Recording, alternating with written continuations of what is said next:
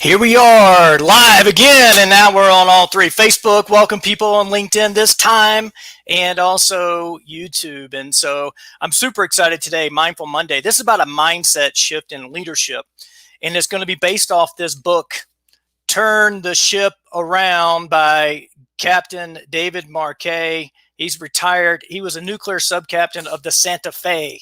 And this book, was introduced to me actually by a friend of mine, Andrew, who works for the Park City Transit. And they did this as an organization. They used this book, and he gifted me the book and the workbook, and or told me about it. And gosh, it was life changing. And this was years ago. And this book, again, Turn the Ship Around, has been rated as one of the top 10 business books of all time. And so I did push back this start time today because, believe it or not, retired Navy Captain David Marquet is going to come on the show in about, what time is it right now? Let's see. In about 25 minutes. So I have 25 minutes to give my book report and how I implement this strategy in restaurants. And the reason this came up is because a coaching client recently started a new job as a general manager. And he asked me, he goes, how do I start off on the right foot? And I said, well, start with intent-based leadership. Because about 50% of the jobs that you take as a restaurant manager, chef, or supervisor has very little training programs. I've had 50-50. Some of them are 50% of them have been like, here's a set of keys, here's a manager's card, here's an email, and a couple passwords to things, and now you go get them, go figure it out. The other thing is that you may go through this long MIT training program and manager and training program. I've done two. One was 5 weeks and another was 12 weeks. And but anyway, let me back up a second here and talk about Mindful Monday. And because Mindful Mondays are a day, or Mondays are a day that 20% more likely for you or everybody else to have a heart attack here in America. And that's because of the stress of a Monday. So what if you, it's my Friday. What if you treated a Monday and made it feel like a Tuesday, which is the most productive day of the week, or made it feel like Friday, which is the perfectly balanced day? So just slow down a little bit, take a couple nasal breaths, right? But we're going to focus on mindset today, and do that. Now, before one of the best ways to live a healthy life, and it's more important than diet and exercise alone, is get sleep. So if you want to learn more about how to get the best sleep, or the sleep of your dreams, go to my website, modernlongevitarian.com/sleep, and you can download that book for free. And it has 7 chapters on how to get the best sleep that you possibly can. And the book's titled Outstanding Landing, because the most important part is changing your mindset around. Mindset is everything, after all, right? So changing your mindset around sleep and setting your room up for success, when you should stop drinking caffeine, when you should stop eating, when you should stop drinking alcohol, when you should stop blue light, all these different things that help you get a really nice sleep. So anyway, let's get back to this book, right? Now, here he is. I got a coaching client, says, how do I start off on the right foot? And I said, well, start with intent-based leadership. And he goes, what's that? And I was like, well, basically what it is that you don't have all the answers, right? You don't know how everything's done at this particular location. You just don't have all the answers. But here's the bend on this, right? The bend is that you have been hired, and everybody thinks has been trained since they been in kindergarten that the person in charge has all the answers. And you think you're supposed to have all the answers. The people that work for you think that you're supposed to have all the answers. So therefore, when you get asked a question, what are you supposed to do? Whether you know the answer or not, you're supposed to give the right answer on what to do. And, in this particular book, the story, what happened is that David Marquet had been, promoted to captain of a nuclear sub. And so they took him out of service for 1 year. 1 year, not a 12-week training program, not a 5-week training program, not here's the keys to the nuclear sub, go figure it out. Took him out of training, put him in school for 1 year to learn this ship. And the ship he was supposed to take the captaincy of is the Olympia. So he could draw all the plumbing diagrams and the electrical diagrams from memory, right? He knew this ship inside and out. Then 2 weeks before he's supposed to be the captain of the Olympia, the captain of the Santa Fe retired or resigned, and they moved him over to the Santa Fe. So he had 2 weeks to prepare for the Santa Fe. So then what happened is that he it was a different class ship, and he didn't have all the knowledge. He couldn't draw the diagrams. He didn't have the inside and out years worth of studying on this ship. And so they quickly realized that people were going to die if he had continue the responsibility of always giving great orders and always knowing the right answers. So what happens is they had to back up, and they created this thing called intent-based leadership. And what this really is super cool, because you get to push the authority down to where the information is. Wow, this is, I'm getting goosebumps. Look at this. I got goosebumps right now, right? So you get to push the authority down to where the information is. Now, this works really, really, really good when you're starting off in a new job, because especially if you were handed that set of keys, handed the manager card, handed the security code and said, go figure it out, because you don't have the answers. And you go, what do you normally do in this situation, right? You can ask them, what are you thinking? What would you do? So, and I'll get into specifics of this in a second, but this also allows you to, and here's the subtitle of this book, right? It says, A True Story of Turning Followers into Leaders, right? So what happens is you get to teach your team on actually how to think like you think, or think in a very similar fashion. And you get to learn from your team who have worked for other restaurant managers that have different solutions to the same problem. So you're also getting this information coming to you in a different way. And you're also encouraging your team and teaching them to think the way you do, because this way you can have a proper day off. Think about that, a proper day off where you actually don't have to, you can, over the years time, you can teach them how to think like you and how to make decisions like you and how to solve problems like you. And that way, when you come back from your day off, it's like, wow, the continuity of the ecosystem, the environment, the culture stays, and you continue to build momentum. So what specifically is intent-based leadership? So basically, when people come to you, and people come to you all the time, I know they do, they came to me, they come to you looking for answers. Now, they're looking for answers for one or two reasons, right? They don't know the answer, or B, they're looking for permission to cover their tails, right? Because people don't want to get in trouble, right? They want to do the right thing. And so it's really kind of an interesting dynamic, right? When this happens. And so let's say that somebody comes to you, hey, server comes to you. There's a problem with table 43. Okay, they come to you, table 43 has a problem. And you very easily say, okay, I'll go talk to them, right? Or you may ask, what's the problem, right? You may ask them, what's wrong? Well, their steak was overcooked, and then we sent out one that was undercooked, and so now they have 2 miscooked steaks. And you very easily say, okay, I'll go talk to them. And you go handle the problem, and you come back, and then you inform the server that, hey, I got them another steak. I got them to, I got all these things taken care of, and this is what it is. Boom, boom, boom, boom, boom. Or you could say, what do you think we should do? And wait for an answer. Because every time, since I've read this book, right? Since I read this book, let's put this book right here. It's right here, so I don't have to keep pointing to it, right? Let's do this.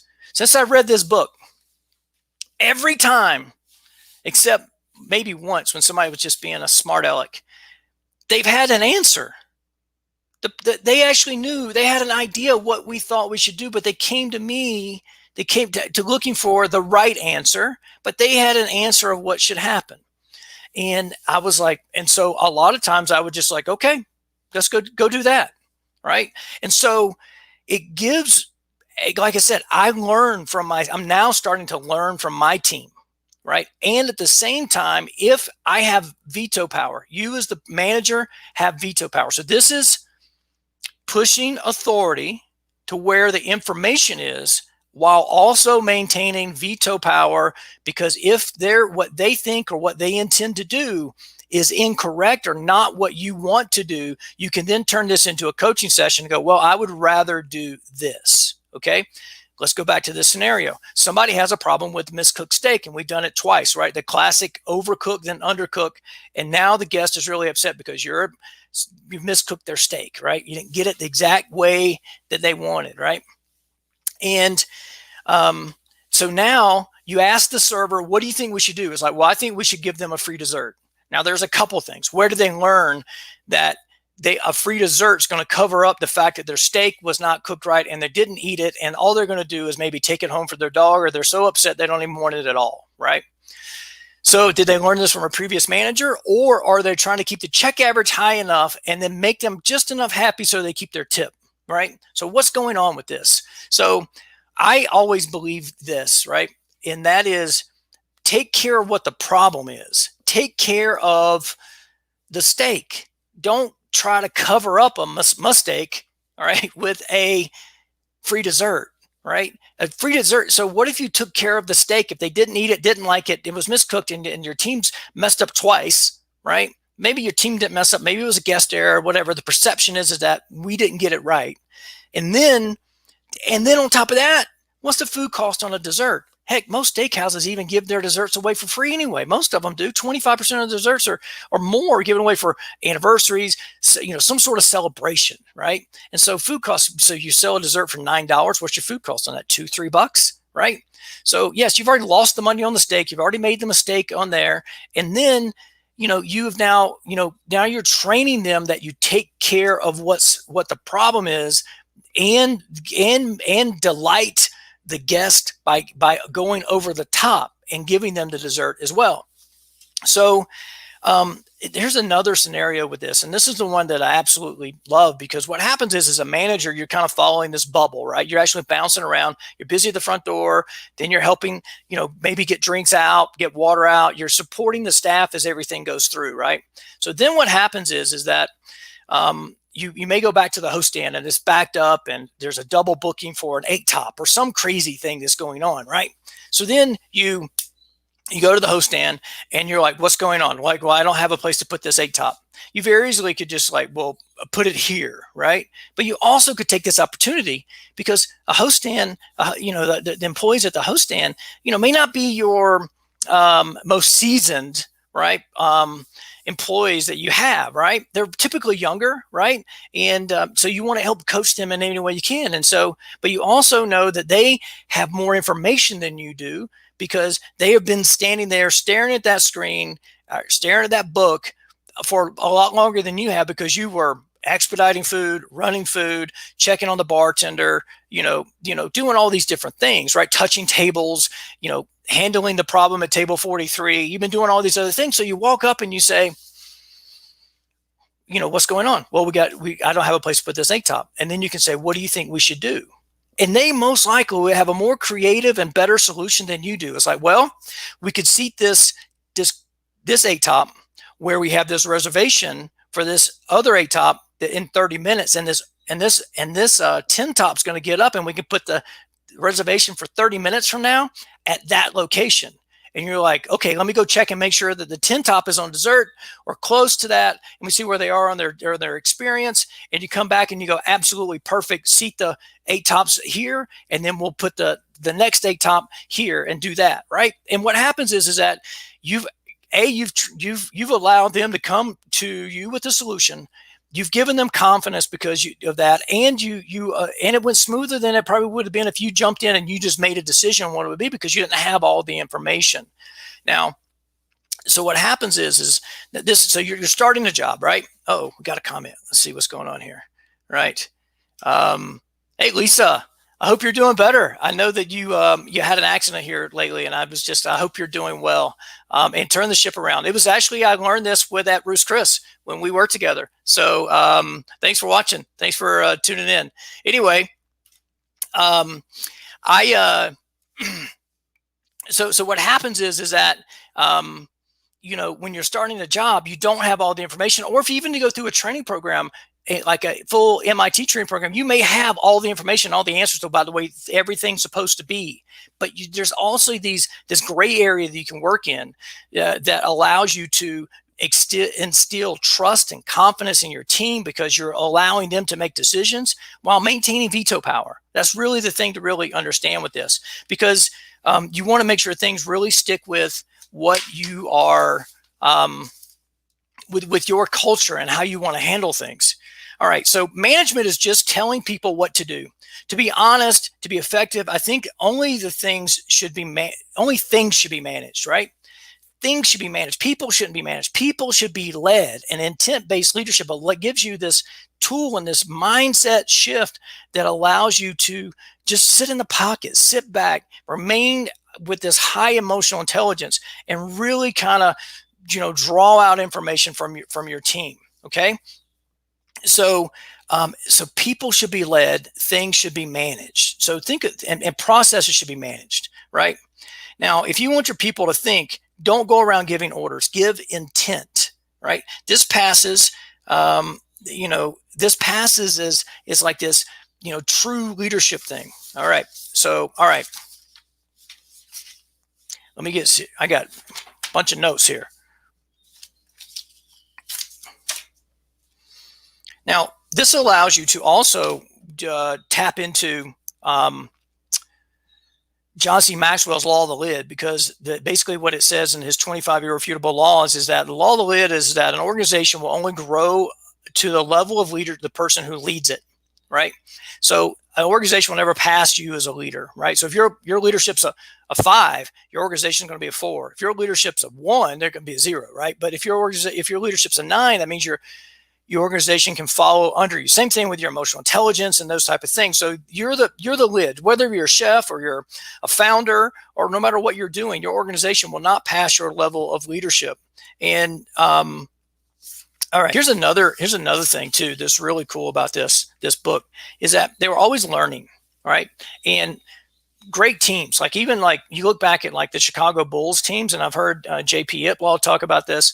And he says that, they were a learning the Chicago Bulls were a learning organization. Before they allowed the press to come in the locker room, they sat down, and it started with the coach, right? And he would then say, what went wrong? What calls could I make better? What could I do to do a better job as being the coach of this team, right? And so if you're leading a team of people, start with yourself and ask yourself, what can you do to actually, learn from the experience and build momentum, right? Build momentum. When I raced go-karts, I only got to race 20, 30 times a year, and they were always on Saturdays or Sundays, right? Or holidays. But when you manage a restaurant, you get to build momentum. I can try a floor plan today. I can put this server in this section today, and then learn from that. And then the next day you can adjust it or keep doing the same thing over and over again. So it's really cool when it comes to how much momentum you can build, and how much you can learn with this, because not only are you learning from your team, but you can learn from your mistakes as well. So again, why should you use intent-based leadership? You should use intent-based leadership because you think you've been hired to have all the answers, and your team has been trained that the manager or the chef or the founder or the owner of this company is supposed to have all the answers, right? So, all right, what else do I have here? Now, there's another big piece of this too. In their culture on the submarine, what they did is, excuse me, I need a sip of my coffee.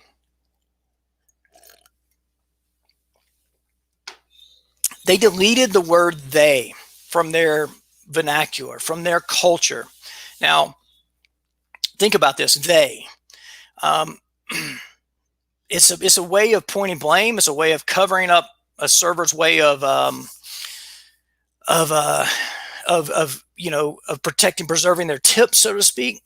And there's different ways of saying this, right?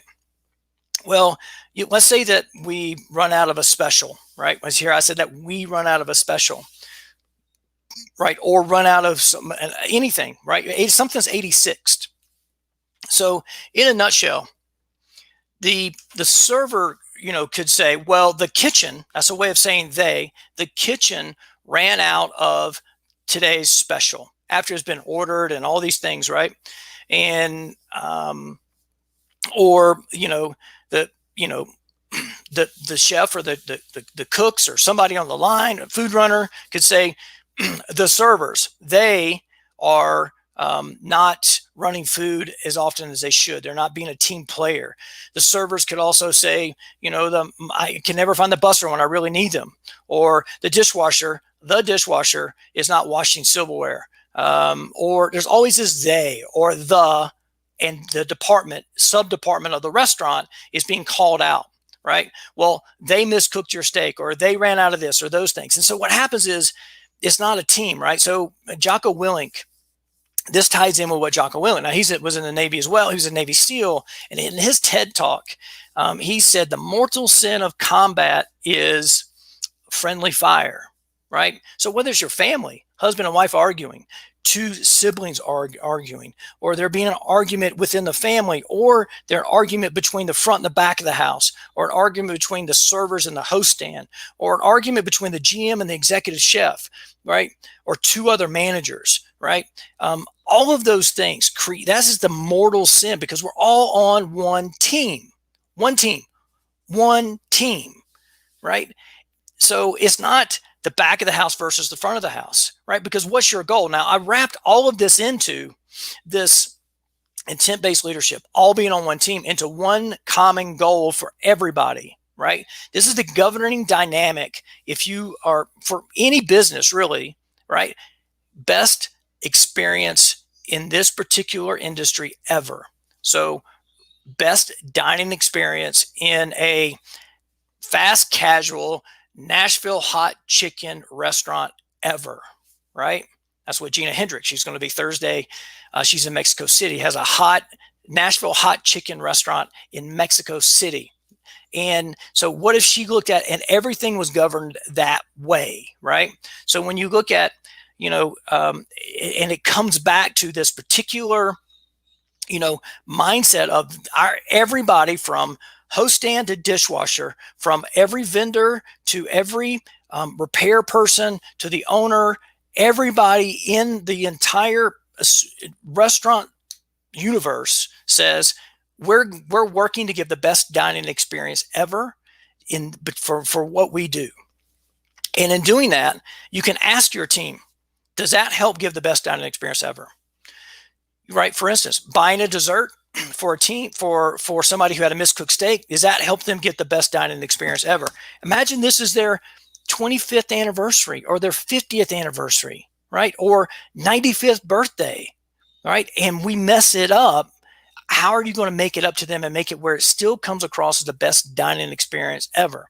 Now, I have on my website, thegmcoach.com, for free download. It's a free training. It's called From Upset to Happy in One Conversation. And it will teach you how to go through this series of steps to turn around people who are really upset. So that's another piece of the puzzle that comes together with this, because it's integrated in that. And you can use that for staff and guests alike, and use the same sequencing, because it's all psychology is what that is. So now you're going to have some stumbling blocks with this, right? And as Captain Marquet comes on, we can ask him some questions about that. But also I'm going to lead to this, right? Because, there are going to be moments where it's going to be busy and you're deep in the weeds, and you're going to have to just say, you got to get 2 bottles of wine. Somebody needs to talk to you at the front door, and the kitchen's backing up. And so you're like, you may not have time to sit back in the pocket and go, hey, what do you think we should do? You're like, hey, I'll go talk to this table, and I'll take care of this, and then kind of circle back around. And then you see him like, hey, I took off that steak. And then you, like, just as you're passing and you're getting the wine where it needs to go and all those type of things. So there are times for that. But there's also, let's say this goes wrong, right? And you're going to question yourself and go back to your default pattern of just giving all these answers, right? But trust me, if you want to build a culture over time that is by far going to, and this is the way it's explained in the book, is that you can have one person that's in charge giving all these orders, and on a submarine, 134 people. Let's say that you have 25 people on staff that particular shift, right? One person giving all the orders to all of them, and then 25 people just following everything they're supposed to do, and then cutting corners behind the scenes and all those type of things that go on in a restaurant. But then let's say that you have 20 of the 25 that have tapped into this intent-based leadership and are now basically are thinking for themselves, taking initiative, understanding your way of thinking and solving problems on the fly, and also holding other people accountable behind the scenes. And everybody's got this focus of giving the best dining experience ever in your particular restaurant, or the best guest experience ever for whatever type of business you have, right? Even if you have a recruiting company, right? You want and you're trying to recruit people to work in different industries or work into a restaurant or a hotel or whatever. You want both ends of that to have a great experience. You want the people who are hiring to have a great experience, and you want the new employee to have a great experience, right? So you want to look at this from all ends and how that works, and so you can put this together. So I'm just trying to tie these pieces together here. Again, this is Mindful Monday. This is intent-based leadership from the book, Turn the Ship Around, right? All right. So let's see here. How do you actually do this it's basically, right? I wrote this down, right? And I've said this before, pushing authority to where the information is without losing veto power. Let's see here. Now, here's what happened. Knowing this freed me from having to know every answer to every question every time I was asked. Mindful Monday, reducing stress. Why do you think people have heart attacks on Mondays, right? Stress. So how freeing was that for me to be able to go, I don't have to know every answer, right? I don't have to know every single answer to everything. Okay. This style of leadership allows you and your team to work things out on the fly, to teach them how to think and to find the best solutions than just giving answers. Okay. See what else I got here.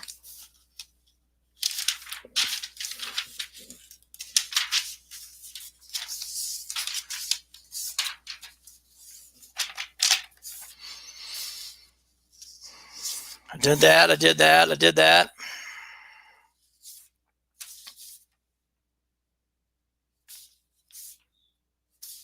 Okay. This is a super impactful way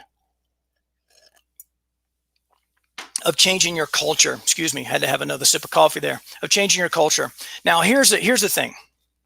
Culture is by far the most important piece of the puzzle when it comes to leading a restaurant. By far.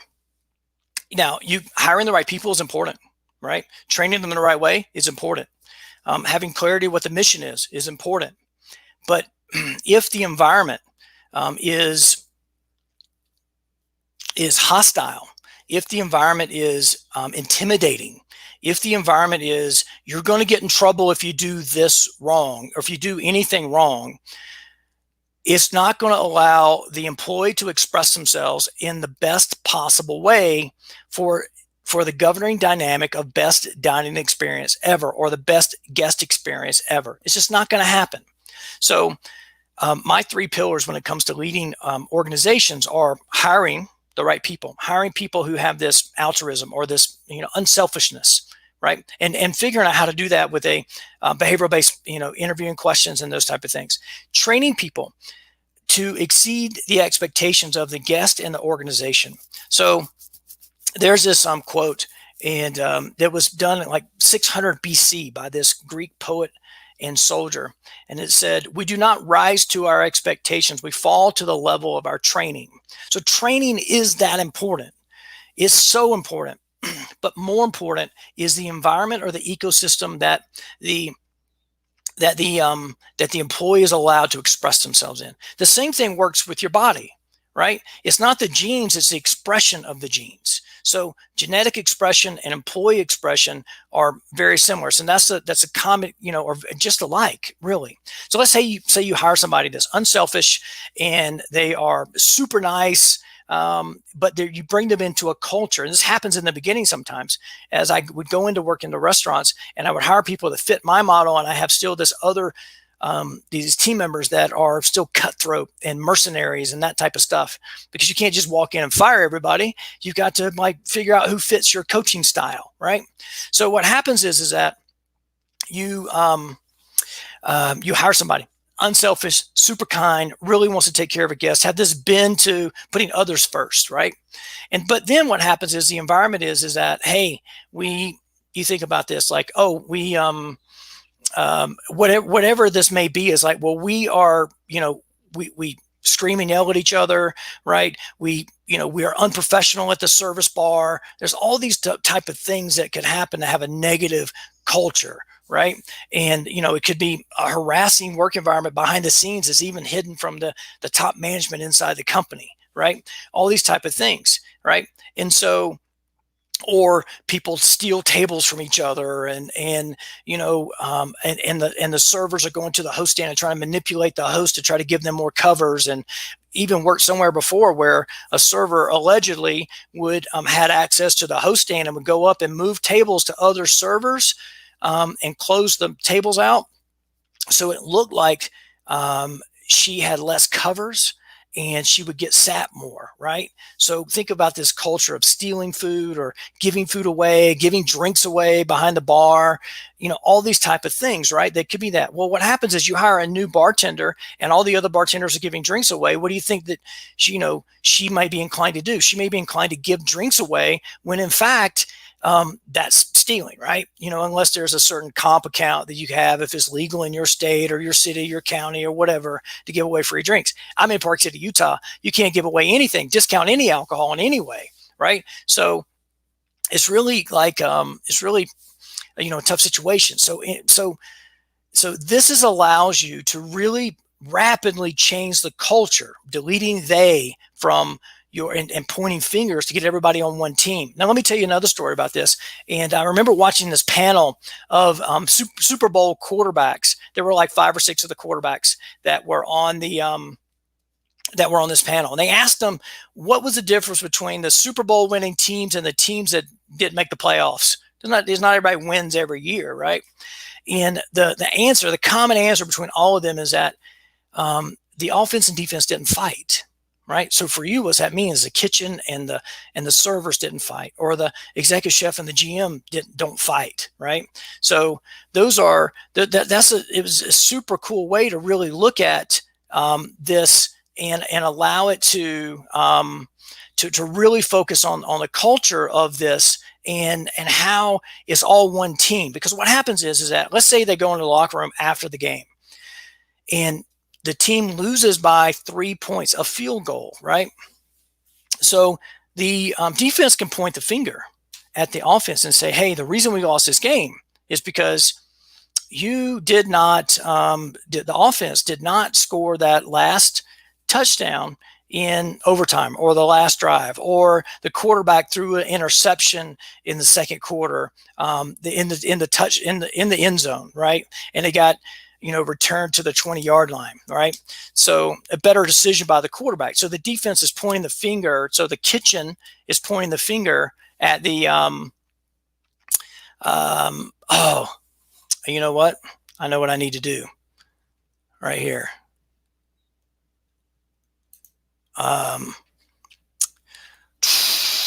Give me a second here.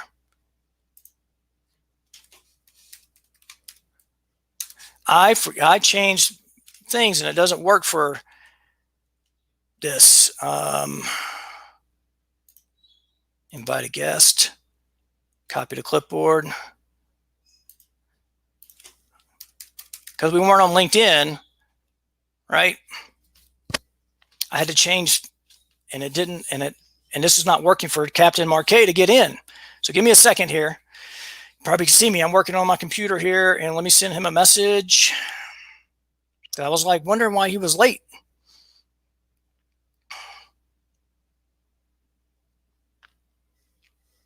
And my computer's going really slow because I'm streaming.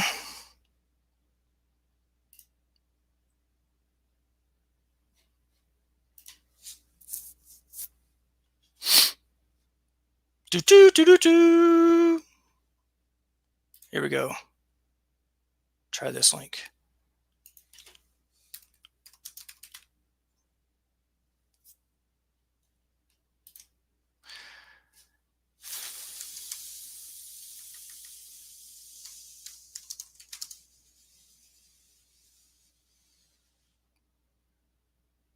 Come on.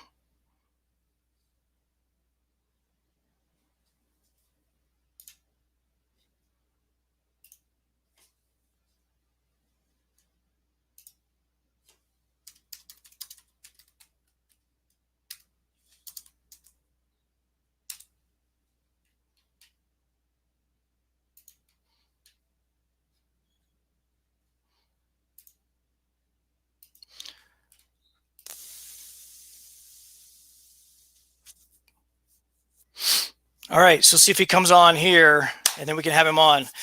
And once we get him on, we can put him on the podcast, and I can maybe edit this part out. Sorry about that, but what happened was that we weren't live on LinkedIn, and so I had to create a new broadcast, and I'll explain that to him when he comes on online. We'll see if he comes in. That was my mistake, and that was the first time I've had that technical glitch with, and it may be because I moved the time back is really what happened there. So let's give him a call. Oh, here we go. There he is. All right. Hey. Look at that. There we are. Hold on one second here. There we go. Captain David Marquet, how you doing? I'm great, Scott. Thanks for this impromptu drop-in. Yes. How's everything going with you guys in the show? It's going great. Well, I had a technical glitch. That's why you were on the backstage on the other one. I initially had created the show to start on time, and then I changed the time. And then when I went live today at 12:20 your time, 10:20 my time, it wasn't live on LinkedIn. And so I ended that broadcast, created a new one real quickly.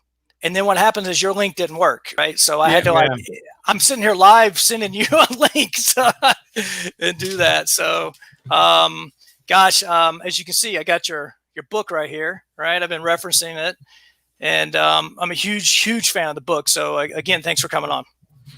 Yeah, my pleasure. Yep.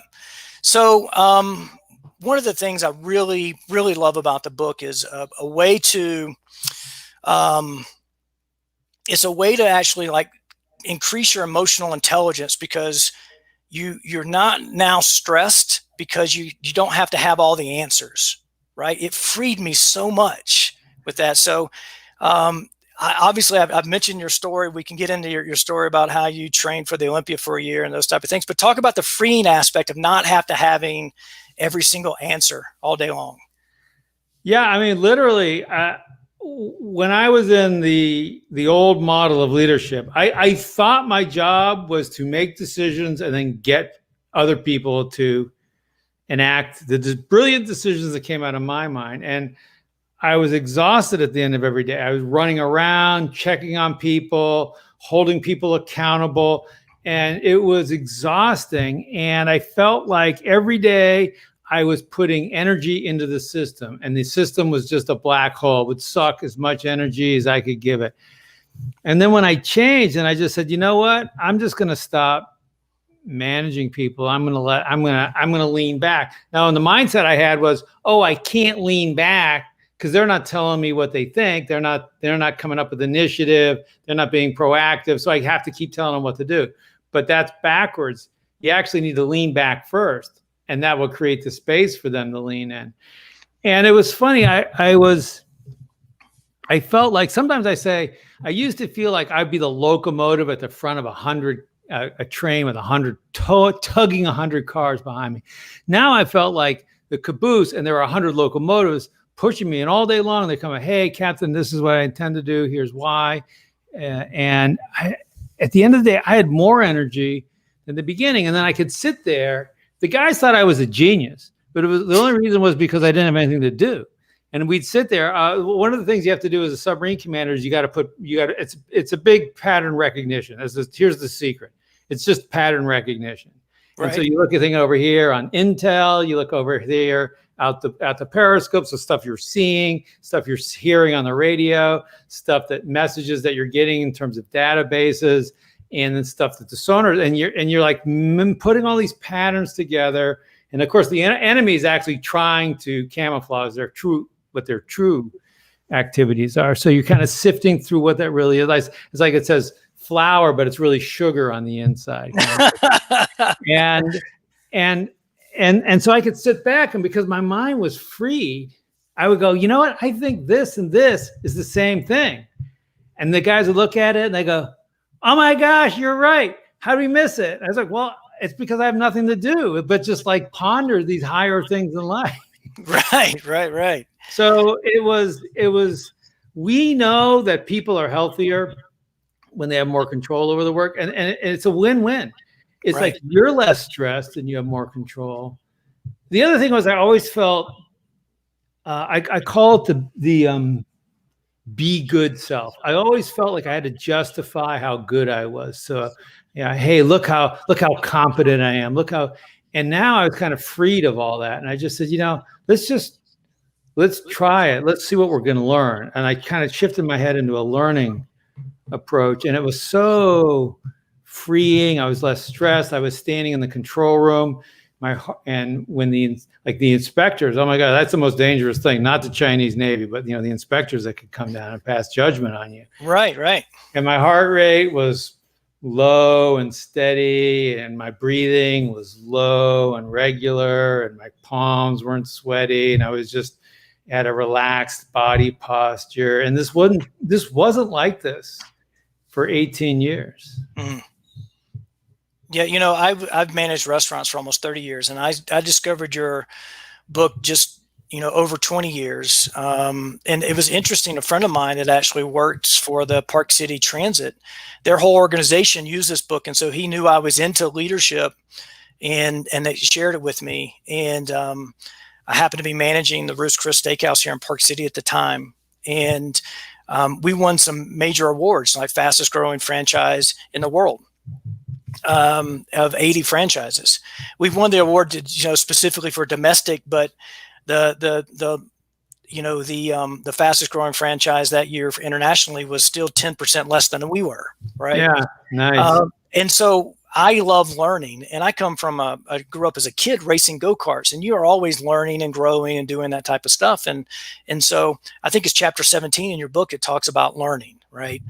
And that's such an important piece of the puzzle. So, and what I talked about earlier in the show is not only about us learning as an organization and the process and those type of things, but how I can actually start learning, because I live in a bubble, right? I'm the GM of this restaurant. I'm a GM of another restaurant. I'm whatever, you're doing those things. And I kind of like find my way of doing things. But now, the minute that I say, what do you think we should do to that server or to that cook, they have worked for another manager down the road that may have a different solution to the problem, right? So it allowed me to start actually learning from other people that had the best practices that they carried on from different jobs, right?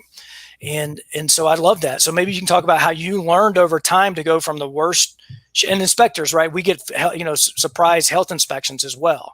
Right. So it's very similar. There's a lot of correlations to this, but if you want to talk about learning, that'd be amazing. Yeah. Well, we're actually running a mini restaurant on the submarine. We have 135 to 145 people. We feed them 4 meals a day. It's set meal time, but it's 4 because there's also one at midnight. Mm-hmm. And I tell you, one of the most annoying things that people ever did to me with WC, I would say, hey, I think this, I express a dissenting or an outlying opinion, and I get sort of condescendingly patted on the, well, no, let me explain. Or they would do this, well, have you thought about the customer? Have you thought about, say, oh, of course I thought about the customer. And even because, and then they would say, oh, let me take this as a teaching moment. And it was always so annoying. And so for me, I said, well, I'm never going to do that to my people. So I'm going to take it as a learning moment for myself. And so the idea is when I ask questions, it's not like I already think I'm right and you're wrong and I'm going to guide you. Even if it's just using questions to guide you, it's the same arrogance of knowing. Mm-hmm. And you take it as a learning. Now at the end, if they're saying, hey, I think we should change the menu next week. We're going to do only meat, and you say, okay, that strikes you as wrong, and but you listen. Okay, here, tell me about that. What's behind the thinking? And then you don't have to agree. You can say, yeah, I'll tell you what, we'll add 2 meat dishes or something, but we're not going to go all meat. You don't have to agree. I don't care. But I do want you to listen to the person, because then they'll go later and they'll say, they didn't do what I said, but at least they listened to me, as opposed to what we normally do is, oh, I hear you, but I hear you, but is code for, I'm not going to take the time to listen to you. In other words, I didn't hear you. Right, right, right. And that's so important because, and this ties into what I've heard you say about the reason you wrote the book wasn't because you were able to take the Santa Fe and really turn it around, but it was because, out of your 14 executive officers, 10 of them became captains, right? So talk about how you can grow leaders in your organization by Yeah. using the style of leadership. Yeah. So the idea is you go to an organization and it starts to improve. I go to an organization here and, Right. and it starts to improve. And I get to this moment and then I leave. Hmm. What happens? Does it go this way? Or does it go like I leave and it goes this way? Right. Well, in the Navy, what we always wanted was we wanted to go down after we left, because then that would prove how important we were. Look, I made those improvements happen, but then you took them with you when you left. Hmm. And this is the model of leaders as decision makers. It's a very personality based, and you can find hundreds of them, and a lot of corporate and military leaders write books and they put their picture on the cover and how great am I? And to me, this is achievement. What happens while you're there is achievement. What happens after you're there, that's leadership. Your leadership score doesn't even start until after you leave, or the people leave you and they go start their own restaurant, or you leave and you go to another restaurant and you look back a year later, how are they doing? The best test of leadership is you've created a team that doesn't need you anymore. Leadership is a journey to irrelevance. And whenever you start a job, one of the things that's great about the military is when you're going to leave. Most jobs are 2 to 3 years. So you can look at your watch and you say, I've got, on a submarine, you got about 1,000 days. You got 999 days. You got 998 days. And at day 0, when you leave, you've better build a team that doesn't need you. Otherwise, you're back to the same old personality stuff. And then what happens is you can't sell your company because it's you. Right. Your company's worth nothing without you. And so the baby boomers, we got lots of baby boomer clients who they've done everything right. They've built a company, maybe it's 20 people, maybe it's 100, 150, 200 people, but they've been the center of action the whole time. They're the decision maker. Everything feeds into them and out. And if I took that node away, without them, there's no company. And so they can't understand why no one wants to buy their company, why their company is worth so much less than they think it's worth. It's because they haven't built a team that can survive without them. Right. And I think a lot of chefs fall into that, chef-driven restaurants, right? Where, they're buying all the produce, they're selecting everything, they're in the dinner prepping, they're working 7 days a week. And then you take them out of it, then it's not the restaurant anymore, right? Right. Because we got celebrity chefs, and this is a trend, and we have celebrity CEOs and we have celebrity whatever. And it's a very seductive, I guess I want to say, way to be, because now I have the 2 million Twitter followers or whatever it is, and I'm building my personal brand and all that kind of stuff. But at the end of your life, one of the exercises we do with executives is say, imagine that you get notified this morning that today's your last day. For whatever reason, at the end of today, you're going to die. And we're like, what are you going to think about? What are you going to do? Are you going to think about your 2 million Twitter followers? Or are you going to think about for me, I'm going to think about the people who email me and call me and say, my life is better because you somehow touched me. You believed in me, or whatever it happens to be. And maybe it's because I'm getting older and I think about these kind of things. Wasn't the way I thought before, but leadership is always about other people. Yeah, it is, right? So I remember actually telling my boss from a couple jobs ago, saying my leadership actually will be shown when I leave. Right. Yeah. I remember telling him that. You're already locked in. I heard Simon Sinek say that, right? Your true leadership's even shown after you leave. And it may have been him talking about leaders eat last. And he did that book by studying the Marines and those things, right? So I remember saying that, and he looked at me like I was crazy because I was judged off every P&L. So it was like, how was the last P&L? And I was like, it was good. Okay, I had another month of employment, right? I ended up being there for 4.5 years, but I remember, and then what happened is that, we had promoted a GM that was a server when I started. We were same age, 6 months apart, 8 months apart in age, but he was working as a server. He became, the assistant GM and then became the GM as I went into the director of food and beverage for the entire hotel. Even after I left the hotel a year later, they still were breaking records, my records, right? They still kept growing and doing those things. And that was, amazing. And I've even just recently, because I was furloughed from a job in Santa Monica, right across from the Santa Monica Pier, 600 and 900 covers is what we were doing, during the summer months before COVID. And I got a text message from one of the servers like, you were my favorite and best manager that I ever worked for. I got another one from the job before that said, now I understand why you trained us so much, because now I'm in a leadership position and I really look back on that aspect of things, and that when I worked for you and learned from that. And so a huge part of this is intent-based leadership, and I totally love what you put together there. It's been amazing, and I can't thank you enough. Yeah, cheers. And at the end of the day, I mean, how does that make you feel?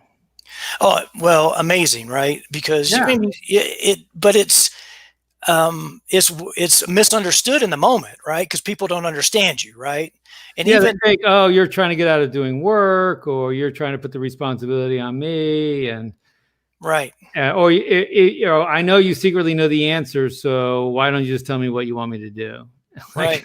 No, I if I have to make a decision, I know what I would do, but let's see if we can make that one better. So the irony of the whole thing is, even though I was strongly dedicated to making the life of my crew better, the person who probably benefited from most from the whole thing is undoubtedly me. Mm. But that it comes. Anyway, it took a long time for me to figure this all out.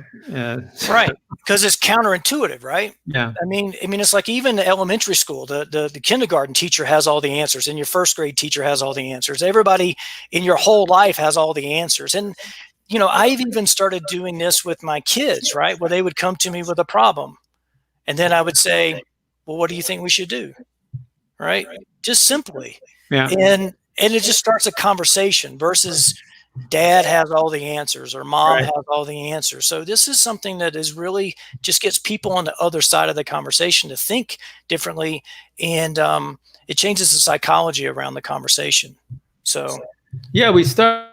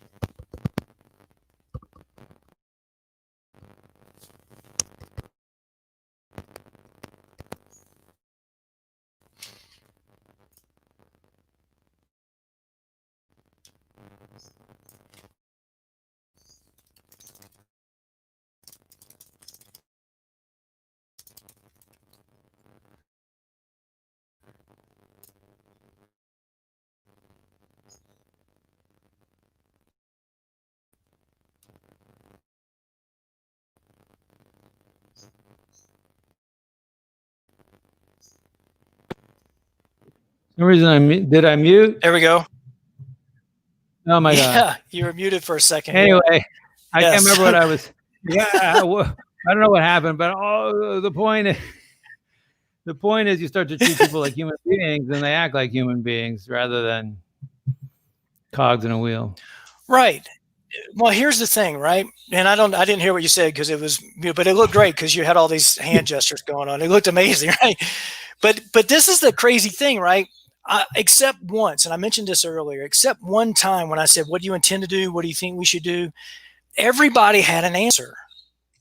they had an answer about what they should do. And these are like even entry level, maybe like somebody running the dish machine, or maybe a server that is brand new, right? They had a gut feeling of what needed to happen next. And so, and I love the fact that you're able to maintain veto power, right? Which is really to still kind of steer the ship, no pun intended, in that direction. Yeah. Well, that's a big thing. So we see people make one of the most common mistakes when they want to, quote, empower their team is they go from saying, well, this used to be my decision, now you make it. And I think this is not the right approach for two reasons. Number one is that's a big jump. And so they might not be ready to make that jump. And if they do make the jump, what happens is communication goes down because they're not talking to you before the decision is made. So the idea with intent is they say, hey, here's how the fish didn't look good today. We have no fish. Here's how I plan on dealing with it. Not, you don't get an email the next morning about what your restaurant did the night before. Right. How they handle, you get the vote ahead of time. And so, and so at the other end of the spectrum, the very first step away from telling people what to do is just asking them what they see.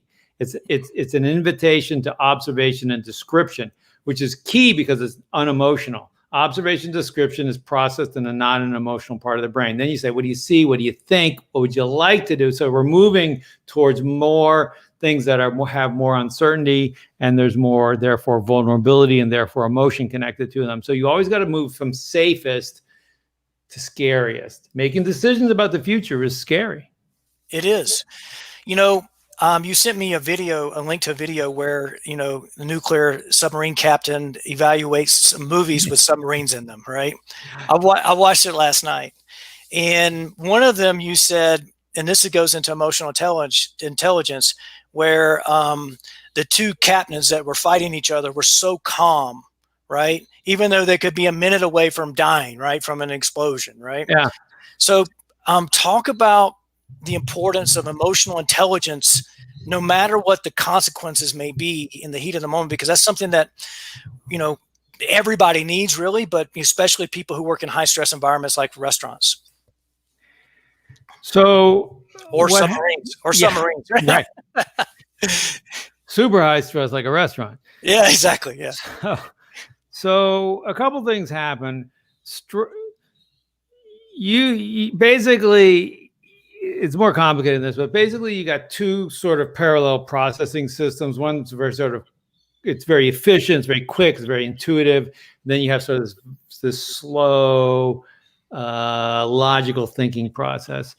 And what happens is you can get shortcutted back and you get hijacked by your quick intuitive process is like your reptile brain, fight, flight, or freeze. Oh, I like that person, I don't like that person's cute, this person's not, that person's smart, that person's looks different than me. And it's back there doing its thing, whether you want to or not.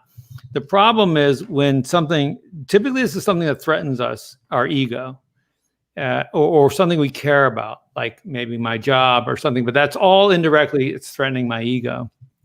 And so what happens is you get hijacked into this reptilian response. And at that point, if you can create a circuit breaker and let your cool, calm, collected self get involved, I think that's better. First of all, you got to notice it. And one of the things I would try and listen to my own speech pattern. If I started to speak before the other person was actually finished, that was a symptom of me getting more and more emotional. And then I would say, I'm getting emotional. I need to slow down. And then I would play games in my head. I would imagine it 6 months in the future. And I'd actually had a calendar on my desk that had 6 months in the future. It was always 6 months ahead. Mm-hmm. And then I would say, okay, imagine that I'm 6 months in the future. I'm looking back to the David Marquet of right now. What does that future David Marquet want today's David Marquet to do? And what happens there is the David Marquet of today is, oh, you dissed me, or, oh, why don't you listen more, and blah, blah, blah. And the 6 months in the future says, that's all that stuff's probably not that important. Maintaining quality of the relationship is probably more important. Yeah. Third, yeah. Go ahead. Go ahead. No, go ahead. No, sorry. One last thing. The third thing is most people, you spend your life experiencing the world. I call it from behind your own eyeballs. Mm-hmm. Like I look out at the world and that's how I see things. And what you want to do is you want to get out from behind your eyeballs. You want to be over here looking back at you in the situation that you're in.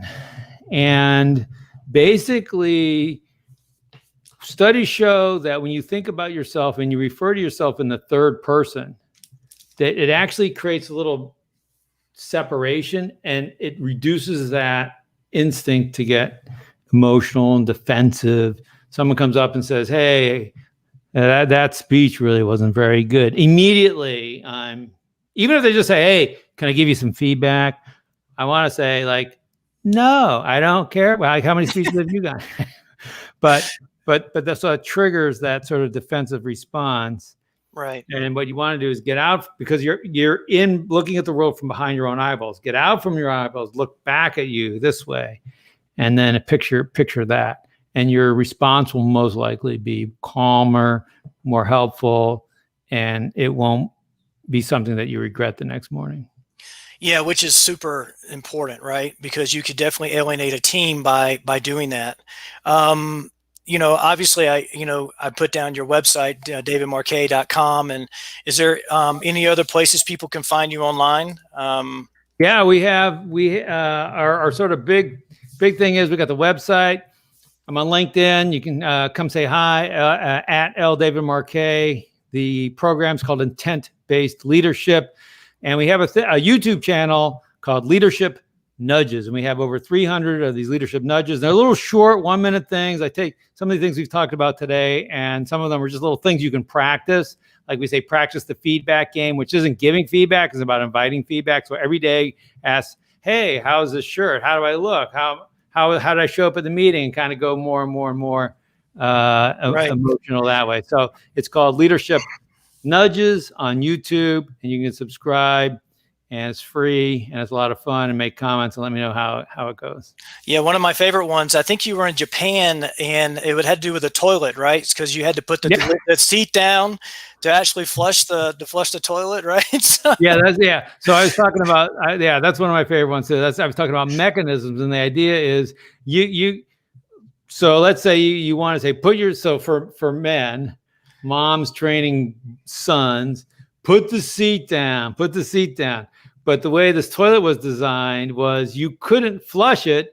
unless you put the seat down. So there was an interlock there, basically in the fundamental design. So you had to put the seat down, and then you flush the toilet. So. Right. So you basically just teach your child to flush the toilet every time, and then they automatically had to put the seat down, right? Right. So one last question, right? One of the things that happens, you train for a full year for the Olympia, and then you had 2 weeks notice before you actually were going to go to the Santa Fe. And my correlation to that here in the restaurant world is, I've had two types of experiences starting jobs, and this happens for all restaurant managers. And that is, you either A, are giving a set of keys and a manager card and an email and say, go figure it out. Or B, you go through this really long, with large corporations, like a 5, or even I've had a 12-week manager and training program, which is similar to where you work every position. You work prep in the kitchen, you work every position in the kitchen, and you work front of the house, and then you work as a manager.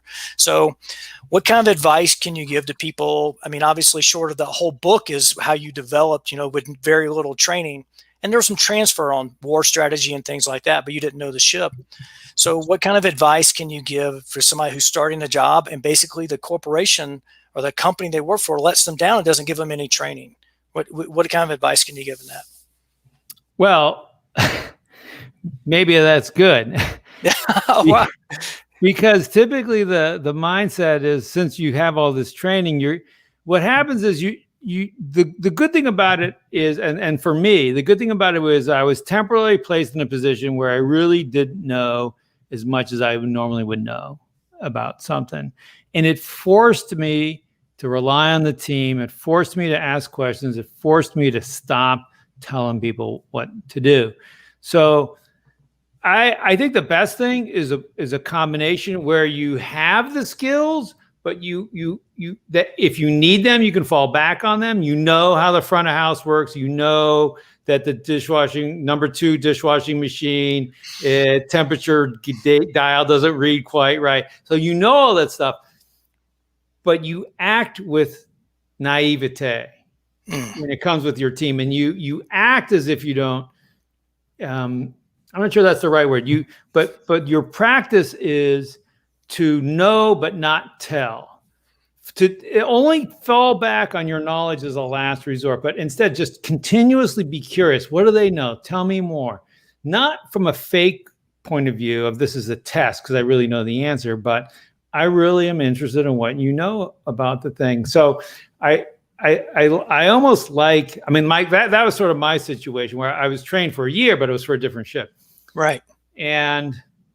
But the mindset of I don't know, it makes it okay to say I don't know, which is super powerful. Right.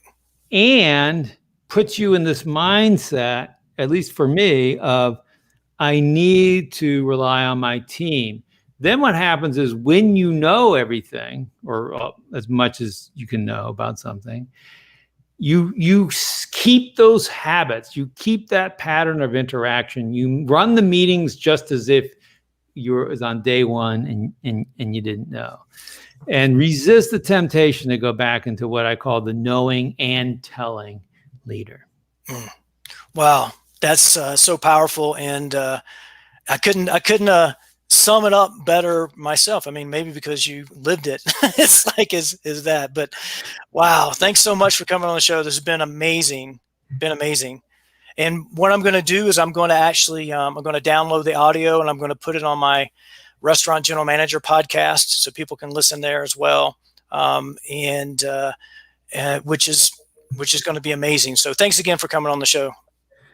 Cheers. Thanks, Scott. Cheers. Thank you. And we'll be in touch soon. Thank you. Thank you. Okay, there you have it. Captain David Marquet, a great interview. I can't thank him enough for coming on. I enjoyed that so much. I hope you did too. I'm at the hour and 8-minute mark with my longest live stream to date, and started out with some technical difficulties, and then got everything straightened out and got Captain David Marquet on here. So again, we covered the turn the ship around, how to start and maintain a job on the right foot by using intent-based leadership. It's been absolutely amazing show. I totally loved it. So again, some of the things I covered, right? So getting a great night's sleep is important in building momentum on that. So modernlongevitarian.com/sleep. And then also for download, the GMcoach.com free training, and that'll get you the upset to happy in one conversation. And so thanks for bearing in with me if you watched the whole episode or watching the replay here on Facebook, LinkedIn, and YouTube. And if it's your Friday, and it can be your Friday, have a great weekend. Cheers.